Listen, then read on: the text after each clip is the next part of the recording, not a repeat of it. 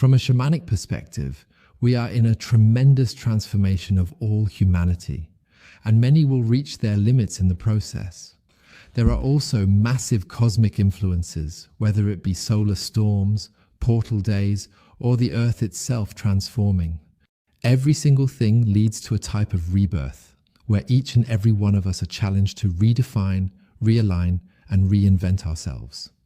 We cannot just wait until everything is over, but we are all called upon to actively generate this process of change within ourselves and thus also in the world.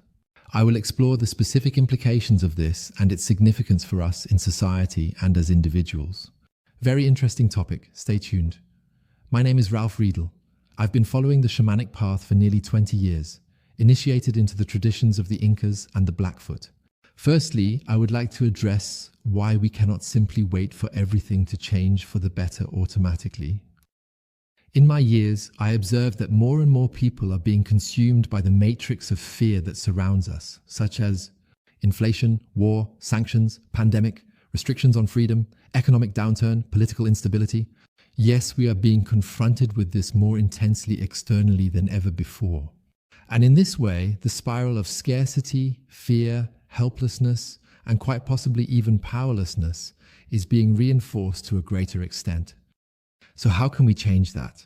What do you need to do, or what do we all need to do to live in a better, more harmonious, peaceful, or even more humane world?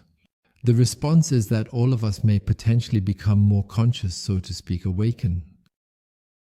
What I notice is the more unconscious you are with yourself, meaning with the inner issues you carry within you, for example. These inner fears, these doubts, these scarcity issues, or perhaps even this feeling of not being good enough. So if you simply maintain the status quo and take no action to alter yourself, the greater the magnitude and intensity it will progressively exhibit externally. That is the spiral, so to speak. Everything you carry within yourself will project outward. Similar to the stone that is thrown into the water and then forms concentric circles. Yes, that's how it is with us. Everything that we carry within us, like the stone that we are, and then simply spread these circles outward, the more it will also show on the outside. And on the other hand, the more conscious you are now with yourself, knowing that you possess these inner processes and intense emotions, and then having learned to look inward to connect with your inner strength, to live your values, what truly matters to you, despite the fears and doubts, step by step in the external world. And so gradually, you will be able to change your environment and eventually the whole world. That's basically the mechanism. Yes, and all the cosmic influences are a tremendous amplifier of all the issues we currently carry within us. And I would like to tell you a short story about people who have truly come to me. And they had acquired techniques like yoga, qigong, and other practices to enhance their energy levels increasingly. Yes, and in the beginning, the entire experience also feels pleasant. And then at some point, the whole thing started to tip over and they were doing worse and worse. More and more fears, doubts, and other issues like sadness or feelings of shame became increasingly active without being able to really explain why. And then they sought help from me. And I understood clearly what had just happened, because I had also been a Qigong teacher for many years before and had learned that this is the red dust that we all carry within us. The red dust is all the shadow issues that we have ignored or denied within ourselves so far. And as we accumulate additional energy within us, everything we carry within us is amplified. And it is a possibility that everything blows up in our faces and we are simply unable to cope with it any longer. Yes, and that is precisely what is occurring globally now, as the energy keeps rising and rising on a global scale. And that is the reason why it is of utmost importance to naturally increase the energy levels, which often happens automatically, and at the same time to address these heavy topics in a comprehensive manner. What is additionally happening during this time is that more and more people are becoming much more sensitive, and their channels are opening more and more. And it might be possible that in the initial moment, it could potentially lead to a feeling of being overwhelmed, tired, exhausted, or maybe even a sense of meaninglessness, that it can actually happen. And if that is applicable to you, please feel free to leave a comment below so that others can comprehend that they are not the only ones experiencing such emotions. However, a longing can also arise to spend more and more time in nature, to be surrounded by conscious individuals who are already connected with their hearts and have a deep connection to the natural world. And then, on the other hand, not just always functioning and working your entire life. And maybe, if you're fortunate, you obtain the prospect of a retirement. That is also a significant question mark. But if you start now to shape your life in a way that joy, humanity, and compassion can be at the core of your existence from the very beginning, you will lay a strong foundation for a fulfilling and meaningful life journey. In order to truly transform the current situation, the first and most crucial step is to change oneself from within. Investing the time to determine which values hold personal significance and importance to you as an individual. And from your own self-love, empowerment, and then from your inner strength, to gradually live out these values externally. And it is incredibly important, now more than ever, to fight for them if necessary. Because love doesn't just mean that we love each other and have group hugs all the time, but it also brings to mind a parable from the Bible where Jesus went into the temple and drove out the Pharisees with a whip. For me, he is also the epitome of love and represents the ultimate embodiment of love in its purest form. However, he also defends his values, and if required, he even employs the whip to do so. Because how can we achieve this in a very concrete manner, in my opinion, and based on my experience?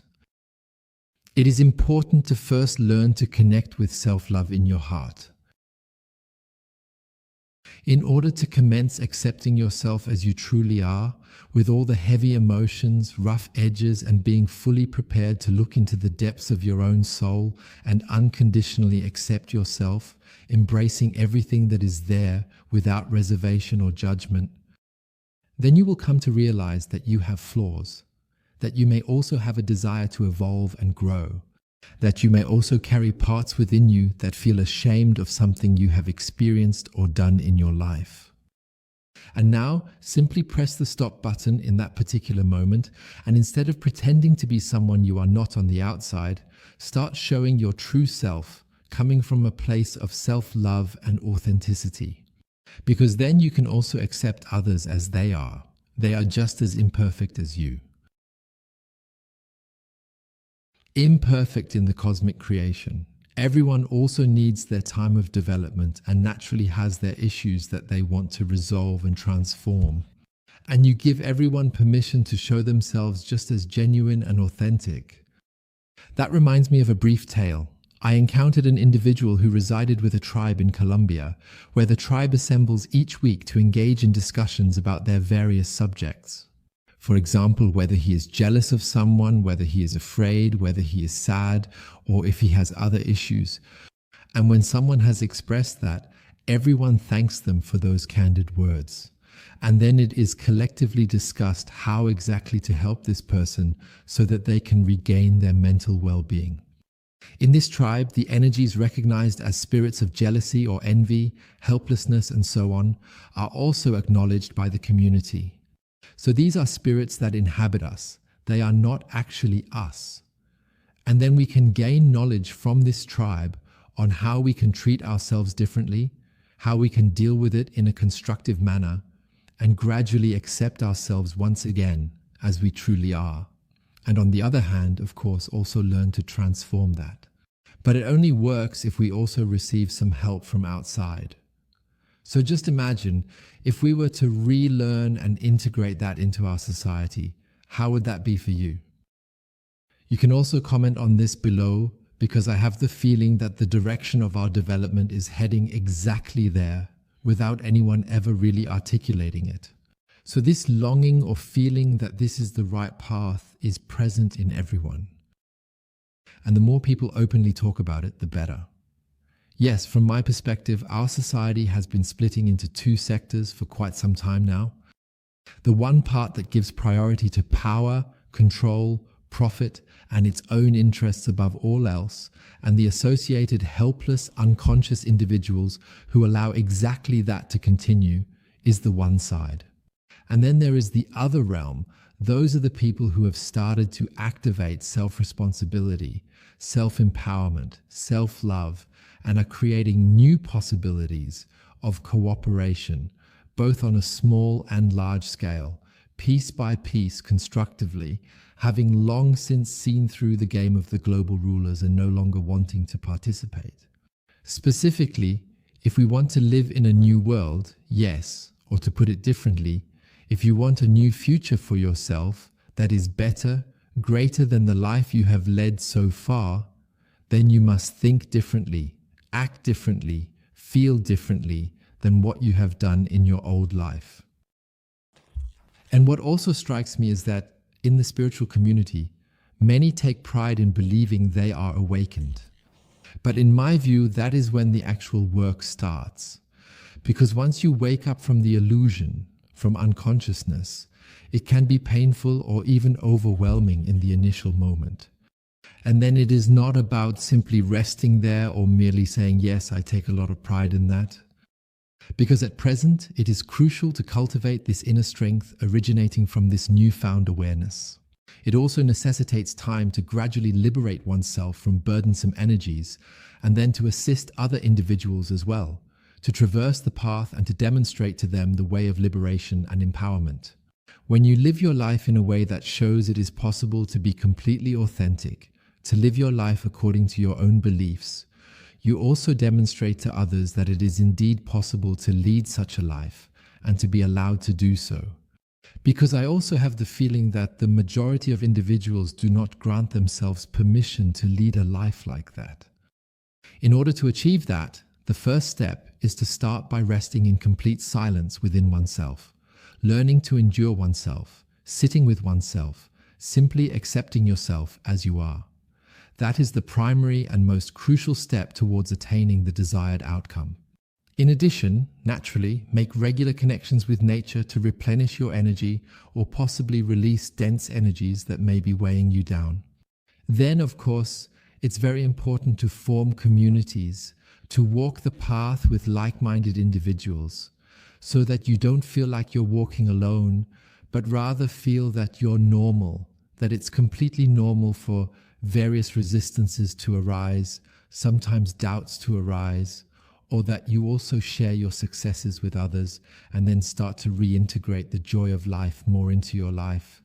And I believe that this is what many long for, especially in our performance-driven society, that we are not only conditioned for performance and have learned to define ourselves through it, but now also capable of placing joy back at the center of our lives. And thus, specifically, what actions have you taken in the past few weeks and months to enhance and amplify your joy of life? The primary purpose of these actions was to stimulate and activate the joy of life within you. That is frequently a question I inquire of my clients because a large number of them have indeed forgotten. Those were my thoughts regarding this topic. If you found this video enjoyable, please feel free to share it with others or pass it on to them. If you want more inspiration or insights into my daily routines, just follow me on Instagram. The link is down in the description. Until next time, see you then. Bye.